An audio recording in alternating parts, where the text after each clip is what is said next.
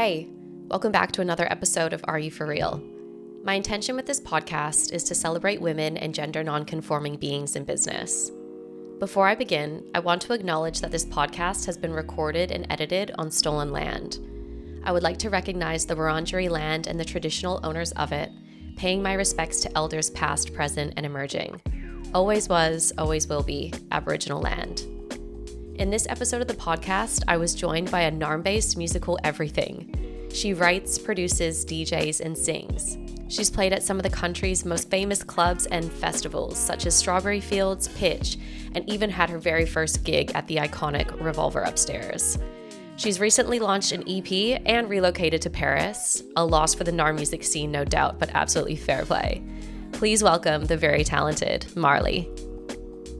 Welcome, Marli, to Are You For Real? Thank you so much. Such a pleasure to be here. Thank you for inviting me. So nice to see you. Yeah, my name is Meg and my pronouns are she, her. Would you mind introducing your pronouns? I'm Marli. My pronouns are also she, her.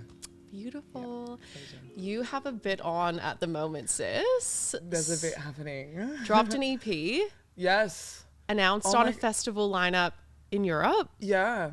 I And you're literally moving. just got announced on the Pitch lineup. Like I just did a post for it.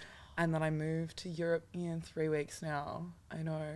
How are you feeling? I'm good. It's chill, really. I'm feeling great. I'm tired. We were just talking before we started recording this lovely podcast that it's been a little bit of burning the candle at both ends, but you know, when you've got a deadline in regards to leaving the country and leaving all your friends and family, I've been saying yes to everything.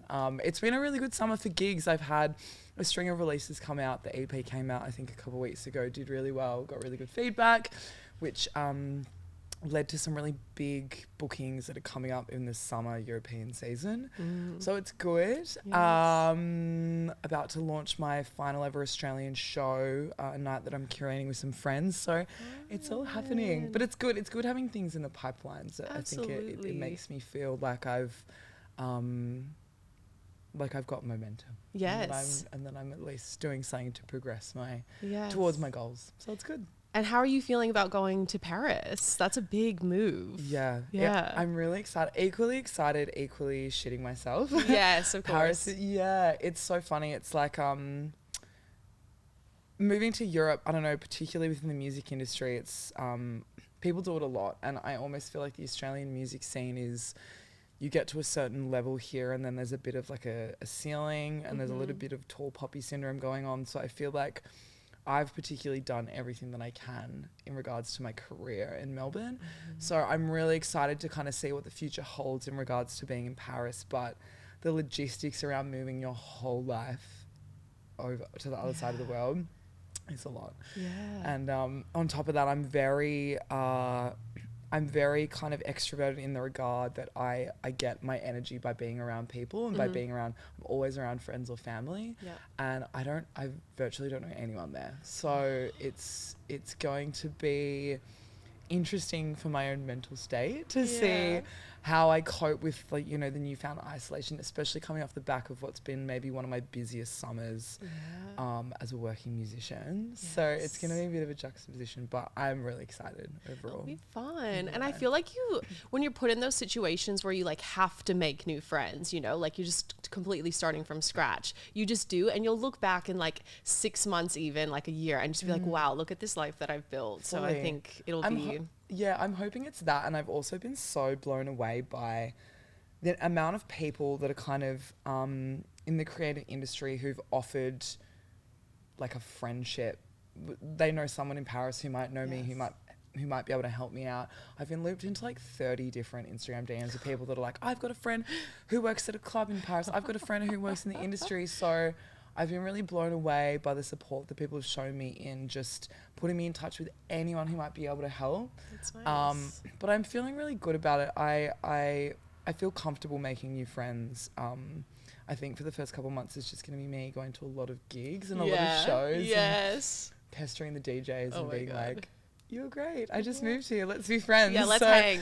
Literally, that's the other thing is like people don't really talk about making friends as an adult is so, it can be really hard and awkward. So so we'll see how it goes. Yes, but you've got this. You're so outgoing and oh, beautiful. you're sweet. So yeah, Thank I you think so much. I your hope energy will attract. I hope Parisians vibe with that. Yeah, Parisians are kind of hectic, but I'm like, Yes. hopefully they like Australians. We'll You got see. this, sis. Yeah, we'll see. So I wanted to zoom out and just take us back to the beginning. Yes. Where did this whole career start for you? Yeah, I was always doing music forever. I sang in choir when I was really little. Kind of worked my way up through high school. Was studying all the kind of creative things in school, like music, production, etc. And then went on to do it at uni as well. I did 4 years of music industry degree, and then I did a further year studying sound engineering. So it's kind of always been in my wheelhouse and been something that I knew I wanted to pursue.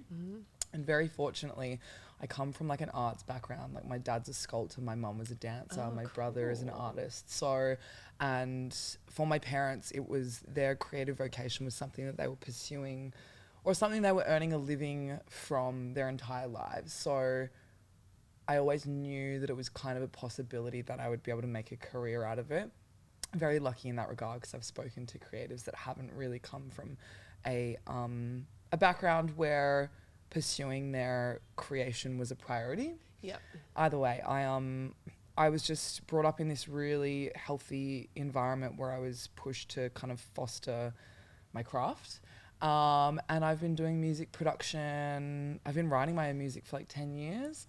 And then during that time at uni, I got a job in the events industry. So I've been kind of working for music festivals, I worked for festivals like Let Them Eat Cake, Pitch Music and Arts, small town days like this, Rising Melbourne. So kind of like smaller boutique festivals, but also the biggest festival I was working behind was Rising. I think invites like 250,000 patrons every year and big projects. And I think there was 850 artists engaged. So it's always been music industry adjacent, whether through my own productions and my own creations or working behind the scenes. And then the DJing thing kind of happened after the production. So I've been, I was working in events and I was writing my music, and people in the industry were like, you write dance music, you know how to write music, you work at these dance music events, you should kind of try your hand at DJing. And then that it was a really natural progression. Yeah, cool. And that's kind of become my whole life over the last 5 years, and now I do it full time, and it's great. I love that. Yeah. And your first gig was at Revolver Upstairs. Yeah, how do you know that? Second home. I did my research, sis. Oh my god, you guys do your research here. yeah. I love. Yeah, it was an insanely fortunate, a crazy gig. It was warming up for Detroit Swindle, now called Damn Swindle, who are one of my all-time favorite artists, and the opportunity fell into my lap, and yeah, it was cooked and great. Can you take us to that moment? Like, what were you feeling? I guess you'd been in the music industry though. So were you nervous, or what did that look like? Terrified. Like absolutely terrified. I was, so the gig got offered to me, and my only experience with DJing up to that point had been like at friends' house parties. A very, very basic understanding. My brother had, turntables and like a DJ setup, but really, really basic understanding. I was not good by any means. And I was in a situation where someone offered the gig and I said no. My friend Stephanos Mac, who now plays under Gum, shout out, he was like, yep, she's gonna do it, and interrupted for me and was like, yes, she's taking the gig. Yes. And then pulled me aside. He was like, it's the Cage. He's like, learn your shit. You've got the gig's in 2 weeks. Wow. You've got 2 weeks to practice. So I borrowed my friend's like ex-DJ setup. I spent 2 weeks just like learning as much as I could. And it was so sweet because like looking back now, it was on a Sunday evening in the Cage. It was like 8 p.m. to like 10 p.m. So it was like, you know, it was like no one cared apart from me, but I had like all my friends come down. It was like 30 mates came. That's it was so like nice. I had so much support, and I was shitting myself, and the promoter was just like, oh my god, you're making such a big deal out of this. It's so cute. So I loved it, but I was shitting myself, but the crew came and rallied in support, and it was one of those situations where I was like, I'm not sure if I'll get an opportunity like this again. Yeah. So it's just one of those ones where it was like, say yes and work it out later, you know, 100%. like, you know, do your homework and make it work. Yeah. Do you still get that now? Like, do you get nerves before big gigs? Yeah. How do you overcome that? So it's so funny. I usually say, as a rule of thumb, it takes me about 45 minutes to ease into a set. Okay. So that it could be a club set, it could be like a festival stage. Bar gigs, I'm a little bit more comfortable now because more often than not, it's just like people having dinner and no one really cares what you're doing. But if it's a club or a festival, Yeah. it's even just getting comfortable in the environment, getting comfortable with the exact like tech setup you've got, with the booth speakers, where they're positioned, getting comfortable with the crowd, just kind of seeing who's in the room, how they're receiving what you're playing, even the lighting. It usually takes me about 40 minutes to get into a groove where I feel comfortable and can relax a little bit more into my decision making just on the fly. But I think nerves are healthy. I think if you weren't getting nervous, it would maybe be a sign that you're not. In my opinion, this might not necessarily be correct, but in my opinion, nerves are good because it means you care and you're really considering how you can do the best job you possibly can. Yeah. Like, I would never want to feel too cocky with it and feel like I've got this. Yeah, absolutely. If that makes any sense. Yeah. And I wanted to talk to you about like the flow of being a DJ. You kind of touched on being adaptive to the crowd energy. What do you do to prepare for a gig or a festival? Like, are you researching tracks that fit the niche of that particular space, or what does that creative process look like? For an answer. in regards to exactly how I prepare a set, how it'll usually go is I will like curate a playlist of the vibe that I think the set will be, and I'll always allow at least twice the amount of time that I've got. I've explained that poorly. Say I'm playing a 1 hour set, I'll prep at least 2 hours of music just to kind of give me some leeway, because when you're in the playlist on the fly in the venue, as soon as you step into the room, you kind of very quickly realize that half the songs you've picked aren't appropriate, and you kind of wipe out half the playlist anyway. Yeah. But even in saying that, and I know that a lot of different DJs have a completely different approach, but I don't think I've ever prepped a playlist for a set and stuck to the playlist. Like, I'll always completely veer into a different playlist I've made, or I also have sub playlists that are categorized by like genre, and then those genres are like split into sub genres. So it's never ever scripted. I know a lot of DJs that will hit track by track in their playlist and are quite regimented in that regard, which both are correct. It's just a different way of approaching that process. But I very much rely on picking up the energy in the room and literally visually seeing how people are reacting. So it's so funny in the dawn of the kind of post-COVID dance floor era, and I'm sure a lot of DJs would agree with me, I think there's been a big shift in the way that audiences or punters are receiving music, in that it's harder generally to get a big reaction out of a crowd. There's a lot more phones on the dance floor. So true. People not paying as much attention. They're more kind of focused on their friends that they're with. And as someone who's really likes, I need to see hands in the air to know if you guys are liking this, or to know if you want more of this, or I can change the vibe. It's been an interesting shift in regards to how I approach my sets, in that I need to rely a little bit more on trusting my intuition, rather than do you have a smile on your face, or are your hands in the air, or are they not? But yeah, it's very much one of those jobs where you have to kind of feel it out in the moment. That's half the job, I suppose. Yeah. But yeah, different people approach that in their own ways, I suppose. Yeah.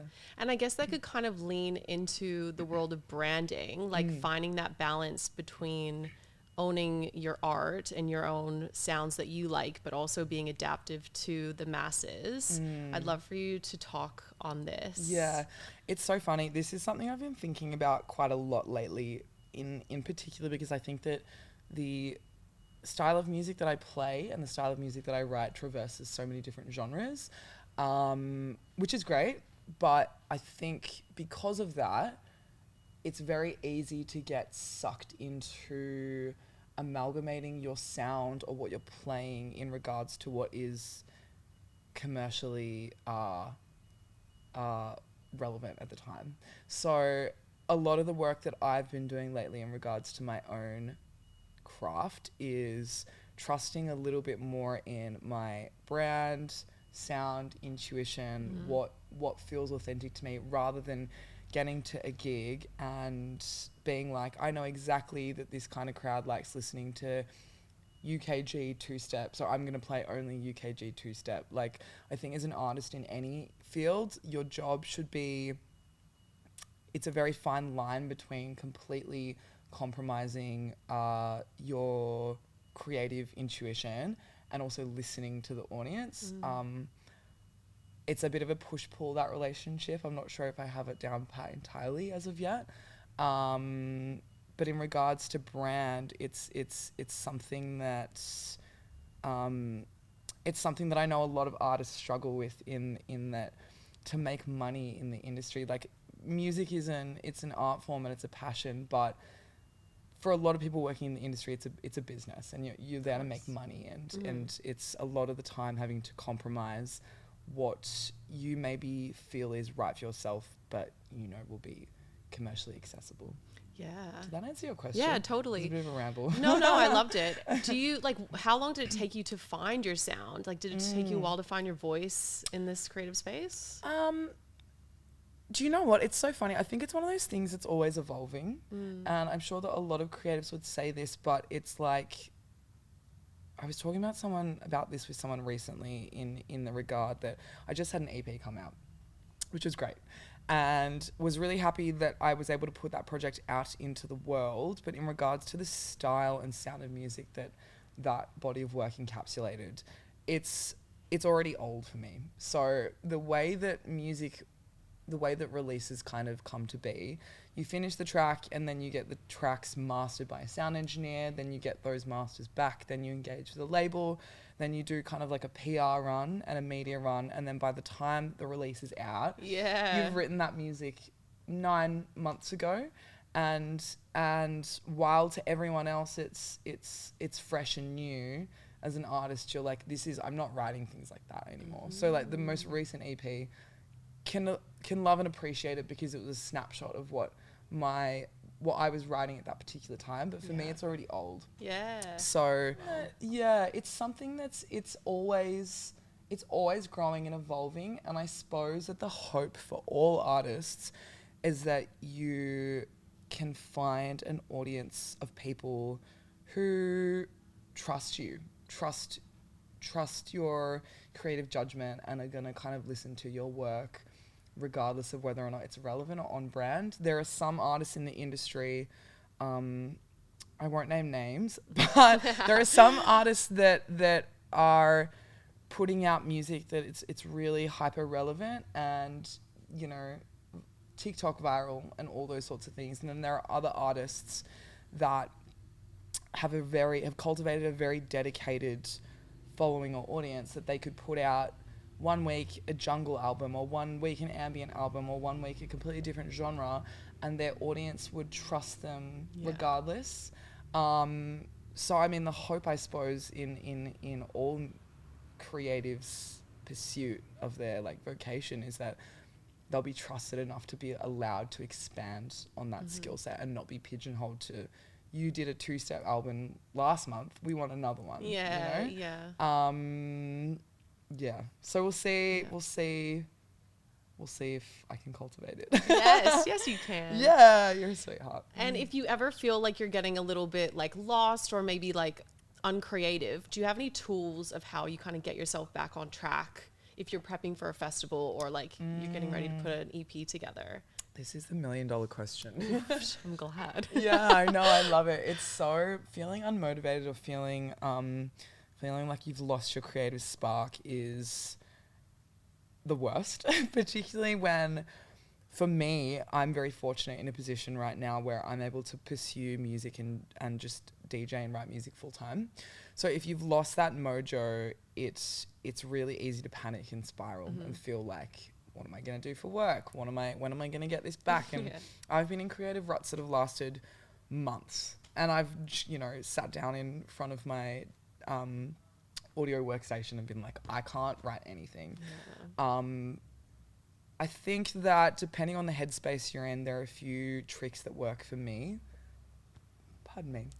The biggest one, I think, for my own well-being is stepping away for a period and not trying to force it. I think the more you try to get a stranglehold on your craft and force this thing out of you that's not ready to come, I think the more frustrated and resentful towards your craft you're going to become. I also think going out and experiencing different mediums of art and engaging with other artists, talking to other people in the music industry has been a massive one for me. Just hearing about what other people have coming up. There's something really inspirational about that, but also it kind of holds you to account and it allows you, not that this is a healthy thing to do, but compare your process to someone else's and say, that's an interesting approach. They're doing a project like this, or what if I worked with someone like that, or what if I, you know, approach it from a different headspace. It's completely normal, I think, to get into those ruts, and it's something every single musician or producer I know goes through. I think the key is just listening to your body and just making sure that you're tackling this thing that you love from a place of love and just making sure that you feel good. Because if you're not feeling good, everything that you produce is going to be shit. And when you go to gigs, are you able to like enjoy the moment, or are you constantly in work mode, like Shazamming or whatever? Literally, me at the back of every club is Shazam. Like, this one? Or this is like fresh. if it's a small club, like peeking over to look at the back actor, which is I very, see you, Marli. literally very naughty, big no. But I'm like, sometimes I just gotta know. I'm able to. I think so. I know a lot of DJs can't. It's particularly if it's like an international DJ, if you're in an environment. I was just at Gay Times Festival, we were saying over the weekend, that had a bunch of internationals. You're experiencing people that are coming from the global dance music scene come to this, you know, the Naarm music scene there is an incredible scope and caliber of artists, but it's a pretty small scene.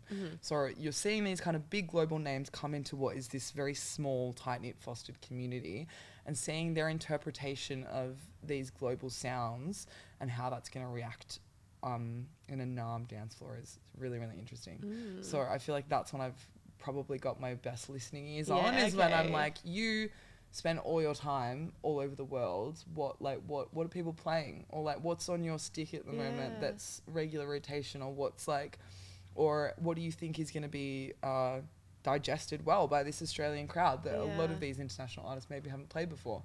I think I'm able to check out and tune in. That's good, because it'd be important for you to like have that time away fully and just come back to your art. I think it's you also need to be able to, in regards to know where you stand in the industry, or know how your sound fares against other artists. It's so funny, I keep going on about comparison, which is art, and like any kind of art form, it's not one of those things where you should ever be comparing yourself to other artists, but I think it's important to just know what sounds you're playing, what kind of scope of music you're working with. Does that answer your question? Yeah, totally. And I wanted to talk to you as well about your experience as being a female identifying being in the music industry. How has that, one, shaped your art, but also how has your experience been in the industry as a result of that? Yeah, this question is such a double-edged sword, because on the one hand, so I've worked in the industry for about 10 years, and in my formative years, it was like a rough trot, and it was very male-dominated landscape, and, you know, wasn't being paid the best. And when I was playing gigs and getting shows, it was, you know, opening slot, first person there, and then the rest of the lineup that would be all white men. I think that in a fortuitous twist of events, the landscape has shifted a little bit more now, in that culturally it's a little bit of a better time to be a female DJ because diversity quotas are on the rise, and promoters thankfully are paying a little bit more attention to making sure that there's equal representation on their rosters. Yep. But I suppose in regards to just the experience of being a female identifying artist in the industry, it's a very funny mixture between wanting to be taken seriously, but also knowing that, like we were saying before, you're a brand and that you're needing to sell yourself. So How have you navigated that? yeah, it's been a really funny one. Apology. Let me just think really quickly. Yeah, simmer away. I want to answer this Of course. I want to answer this well. Yeah, no, take your time. So I think that off the bat, the industry is kind of set up in a way that there is a large disparity between low income earning DJs, so DJs that are not able to make a living wage, or music producers that aren't able to make a living wage, and then your top tier DJs that are making hundreds of thousands of dollars per show. And I think that especially in the streaming industry, there is maybe like 1% of artists in the whole world that are able to earn a livable wage off the music they make. So in that process, I think that identifying yourself as a brand and cultivating a brand for yourself that aligns with your craft but allows you to make a living, it's a pursuit for women that I'm not sure a lot of people take seriously, but it's kind of really important in regards to progressing yourself. So does that make sense? Yeah. Yeah, and you feel like men maybe aren't held to the same standards. No, yeah. absolutely. Yeah. I think that's what I'm trying to say. Yeah. Like it's you know, I think that female identifying DJs are often, you know, it's like, are you a real DJ though, or do you actually know how to do it? Totally. Or even when you're playing, like I still have gigs where I'll have like dudes come up and be like, do you know what like this button does, or like do you know what redlining is, or do you know how to, like, I think that for a lot of female identifying DJs, you're already coming at it a step behind other people, and I think that it's an uphill battle, and I don't know if I'm answering. I feel like my brain's just gone to egg. You are. No, totally. Does that make sense? It does, absolutely. Yeah. And like, if you are feeling that way, like, I guess you just get to know yourself and your values. Fully. And that's what you know. Yeah. But it's just a shame that you feel like you have to work that little bit harder to No, play fully. at the same. To be considered, to be taken seriously, to be given the same opportunities. Yeah. And, you know, just even the way that the world or like culture or society is set up, it can be hard enough as a woman to kind of stand up for yourself or ask for like equal pay as a DJ, or you know, to ask for the same opportunities. It's incredible that we've now got these kind of female run spaces like the WIT project that offers it's kind of like a haven for like femme DJs to bounce ideas off each other or go to each other for support. And I think that these female run spaces are really key in regards to making sure the women are looked after in the industry. But it's a really interesting thing to have to navigate when at the core of it, this is just something that I love and I want to pursue. But on the other hand, it's like, I know that I'm, you know, a white woman in the Western world, and I'm having to prove myself and market myself in a certain way that's consumable, but not too attractive, but attractive enough, but like not too sexy, because then you won't be taken seriously as a DJ, and you can work with some brands, but you can't work with other brands. Like, I feel like it's a very fine line that I'm trying to navigate, and I know a lot of other female identifying artists are trying to navigate. And I find it funny when at the core, it's like, it's just supposed to be about the art and about this thing that you really care about, particularly in an industry or in a scene, particularly in the Naarm scene. I think is very much about like authenticity, and I don't know if it necessarily always feels like that, but that's not to diss the Naarm scene. No. I love the scene here, and I also think that that is representative of the global stage, and I think it is happening everywhere. I think it's just the patriarchy. Yeah, totally. Oh, I loved that. That was really beautiful. Thanks. I stumbled across it. I've been thinking about it so much. I'm like, how can I articulate this really complex thing that I've been dealing with? The exact instance that I was talking about and this can stay in the podcast or not, I don't really care. Yeah. But the instance that I was talking about was, so I've been working with some brands lately, doing some influencing deals, which is fine. And I've been collaborating with like fashion brands, beauty brands, and it's a good opportunity. But, you know, I've copped some inquisition from some people as to like, are you sure, like as a woman, you want to be aligning with that brand, and aren't you worried you're not going to be taken seriously? And at the end of the day, it's like, as I said, it's very, very hard to earn a livable income as a music producer, because the way the streaming industry is set up, the only people that are basically getting royalties from Spotify is, it's like Drake, Rihanna, your top 1% artists. So if this kind of sideline project or these sideline opportunities are allowing me to continue my pursuit of my thing that I actually want to do, I don't, pardon me, see why that should be viewed as a mark against Absolutely my name, not. if that makes And you're sense. allowed to enjoy all the things. Like, you're allowed to have a fashion side of you, a beauty side of you that you want to talk to. Like, That's the thing. you know, There's you are space you, and that's like, you're allowed to have that. Absolutely. You've just nailed it on the head. And Yeah. there's space for all of it. There's space for artists who work in the music industry but delve into the fashion industry, beauty industry. Like, there is no concrete formula for any one creative or artist that they kind of need to adhere to. So I find it really boring when people are quite rigid in that approach of, this is going to work for you as a brand or an artist and this isn't, and you can't do anything else. And it's really boring. Yeah. Do you feel like as an artist you have a lot of people giving their opinions on you? Because I guess, you know, you're setting the tone for an event, and like you're playing to people. Do you find that it's hard to not take that on board? Yeah, it is actually, and it's really funny because I think I've always experienced that in, I think, my working life, a lot of other people's opinions, and I've made a very conscious effort, particularly when releasing music.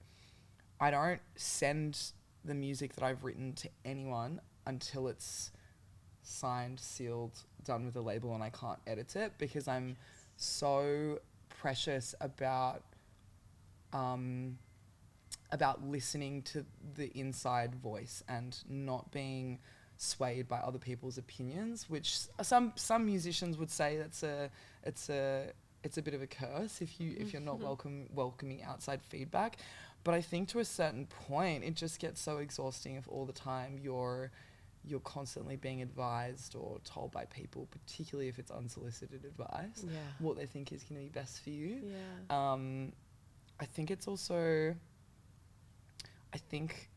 not to go back to the woman thing, but I also think it's something that women get a little bit more, in my experience. Like, I'm not sure if it's necessarily me specifically or what, but I think I just have a tendency to, I just get a lot of outside feedback and outside noise, which is sometimes very helpful, but a lot of the times it's annoying. Yeah, it would be. Yeah. And what brings you back to home? Like, if self-care practices, or? It's always self-care. So I'm very much into my yoga and my meditation. I studied meditation for a couple of years. Did you? Yeah, I studied this form of meditation at this temple in Melbourne called Kadampa meditation. Not to get too far into it, but no, I love this. yeah, it was More. No, I love it. It was amazing. It actually changed my life. It's called Kadampa meditation, and it was just basically the practice within Buddhism, or it's an under the umbrella of Buddhism, I suppose, that it's about detachment and letting things go, and a lot of life is suffering and allowing yourself to go with the flow more. So I still very much practice meditation, not as strictly as I did when I was studying at the temple, But that and yoga and meditation, and I also think that alone time, like I know this is counteracting what I said before about being an extrovert, but there is, there's a lot of noise out there, not even with people or personal, your friendship groups and your family, but even like on your phones and just walking down the street and signage and advertisements and billboards everywhere. I think quieting out the noise and turning off your phone for a bit and just silencing everything is really key to just getting realigned with who you are. I think especially in your industry as well, like, is it hard not to get sucked into DJing where it would probably be a lot of late nights and that sort of thing too? Like, you're probably coming home tired and it's been a real process in regards to how to navigate just the nature of working in that industry. So when I was in my early 20s, I was working in events. It was definitely a lifestyle that I succumbed a little bit more to in regards to when you're a DJ and your friends are DJs, every single night of the week there's something on, and every single night of the week people are out and they've got guest lists and they've got booth and they've got drinks, and it's just a whole thing. It's only kind of in my later 20s or in my most recent years I've been a lot more regimented in regards to how I approach my job, because at the end of the day, like, it's fun, it's a fun industry to be in, but it is my job and I do want the longevity. So it's important to maintain a level of professionalism. So I won't, if I'm playing a gig now, I won't have any more than like one drink beforehand. I don't play if I'm like fucked up in any way. And I also, if I'm playing like 4 or 5 shows a week, I only really have friends come to, I reckon, like 10-15% of my shows, like, so I can't have friends coming to every single one. So like Wednesday night, Tuesday night, come exactly, on, guys. literally trying to rally a crew on a Wednesday night, not gonna happen. So if I'm at a gig on my own, I'm like in and out. Even if I'm playing till 5 a.m, I'm like, I'm there to do my job and then I leave. It's more so the ones if I've got friends coming in and someone's playing after, that it becomes a little bit more of a social event. But kind of in my earlier years of working in the industry, there were a lot of much smarter people than me who are a little bit older than me that kind of pulled me aside and said, if you want the longevity, if you want to take this seriously, and if you want to last and actually forge a career, you need to be really smart about decisions you make in this industry and about how you treat your body and your craft. Totally. So it's one of those things you learn as you go. But I think it's really important, and I try to pass that info along. Well, that's so good. And has there been any milestones that you were super proud of along your journey? Do you know what, I'm really having a record come out last year. I was really, really proud of. Putting out any kind of body of work is finishing work is quite hard to do. Like finishing music, finishing writing songs is hard to do, and putting anything out is an incredible achievement. But having a physical vinyl, I've been collecting vinyl forever, so I was like, this is beautiful and I'm going to keep it and I'll be able to give it to my family when I'm older. But most recently, I think just teeing up some gigs in Europe has been huge. Like the Naarm music industry is, as I was saying, incredible caliber of artists, but it's kind of like, because I've worked in the industry for 10 years now, I know a lot of the promoters, so it's kind of like just been one of those things where I've fortunately made relationships and connections, and moving to Europe has been this big gargantuan dream, and I'm like, I don't know anyone there, how am I going to get gigs? My amazing agent Jeremy has only in the last few weeks started teeing up some gigs. I'm playing a festival in Lyon, one in Amsterdam, one in Germany. So so excited. I'm really excited, and I'm feeling it's easing the nerves a little bit. And it's it's inspiring me that I might just be able to crack into this big bad industry in Europe, and despite being a small fish in a very big pond. You are going to do so well. You're I'm so proud sweet. of you. Thank you so much. So exciting. I'm really excited. It's going to be good. The last few weeks in Melbourne are going to be so bittersweet. Yeah, totally. Yeah. It always is though, and there's never like a good time to leave. But if you have that, like even a small little fraction of you is telling you to do this, honestly, I think it's just going to be the best thing for you. I think so. I think it's good. And it's I've wanted to live in Paris forever. And every time I go there, I'm like, I don't want to leave. I love this place. And I very fortunately have a European citizenship. So it makes the visa thing easy. Slay. And I was like, do you know what? Like, I feel like I've done everything in Melbourne. I've played all the lineups that I want to play. I've played every festival that I've wanted to play. And, you know, I've always wanted to live in Europe. So I was like, let's just go. So we'll see how it goes. Oh my gosh. Yeah. And what has been the biggest lesson that you've had to learn in your career?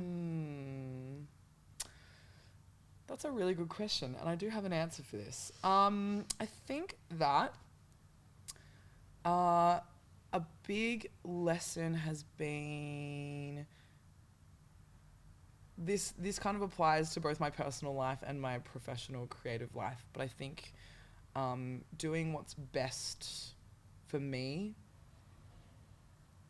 following that intuition or that kind of pathway should be a higher priority than loyalty or worrying about what other people think or my perception or how I'm going to be perceived by other people, I should say.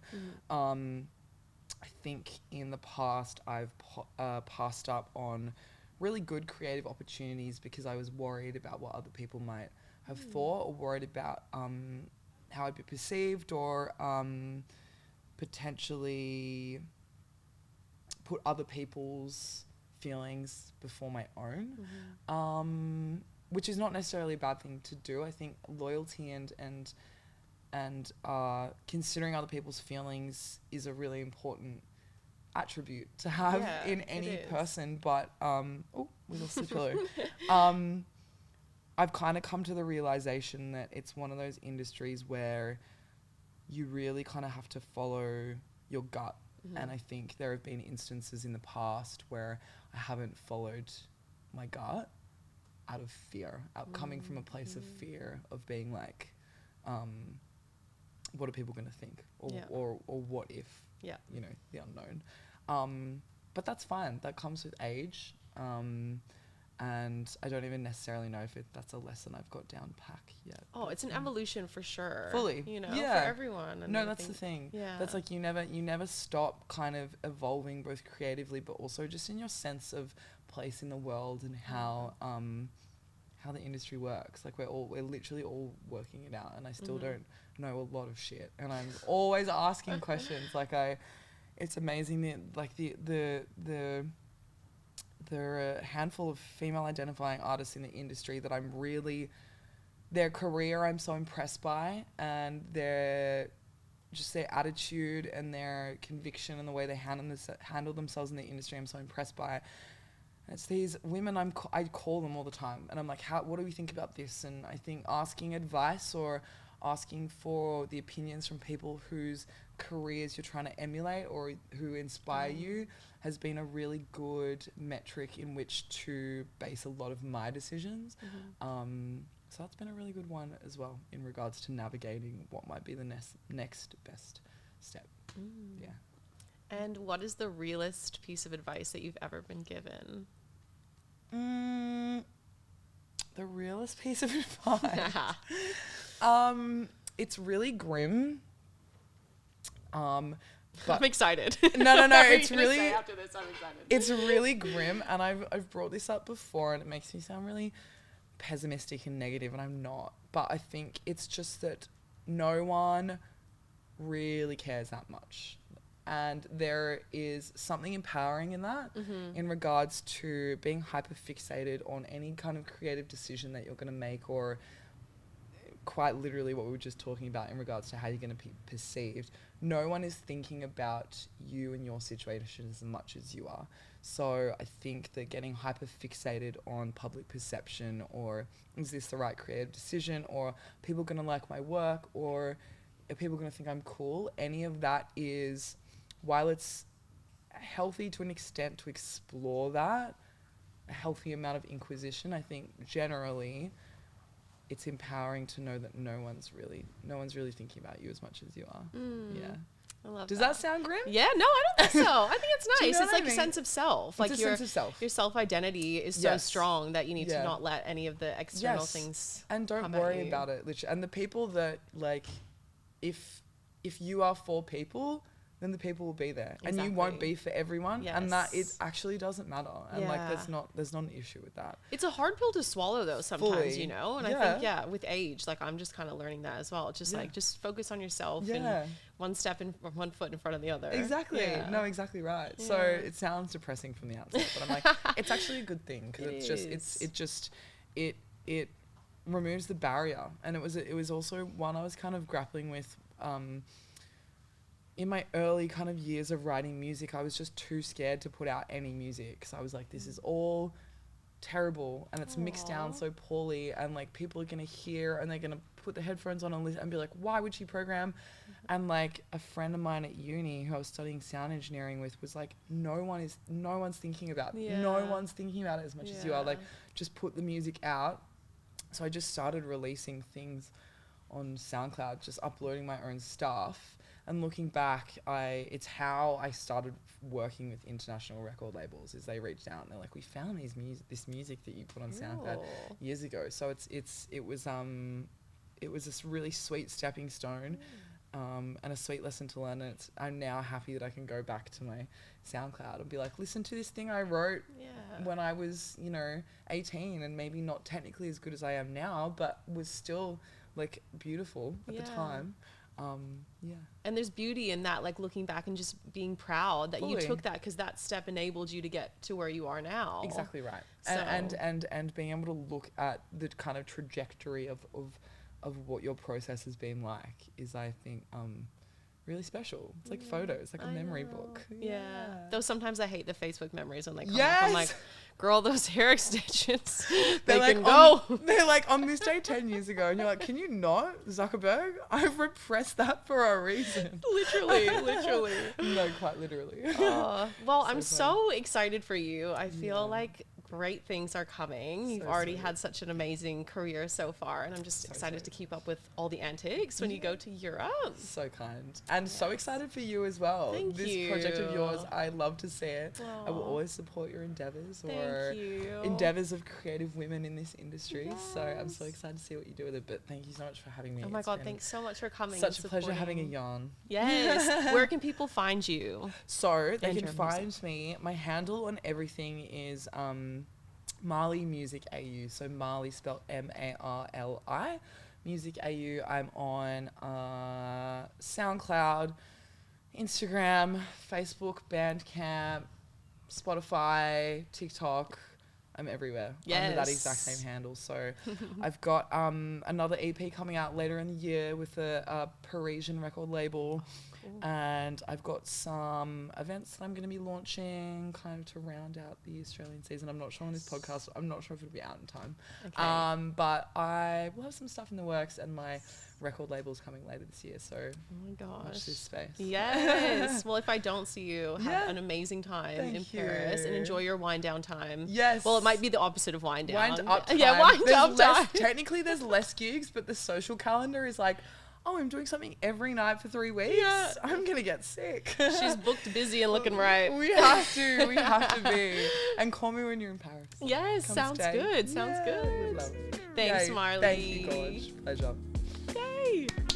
Well, that's the end of that one. Thank you so much for listening to another episode of Are You For Real? As a startup podcast, it really does mean so much to have your support. And it would mean the world to me if you enjoyed this episode, if you wanted to share it with any of your friends, and even more so if you wrote me a review on Spotify or Apple Podcasts. Thanks so much, and hope you're having a beautiful day. See you next time.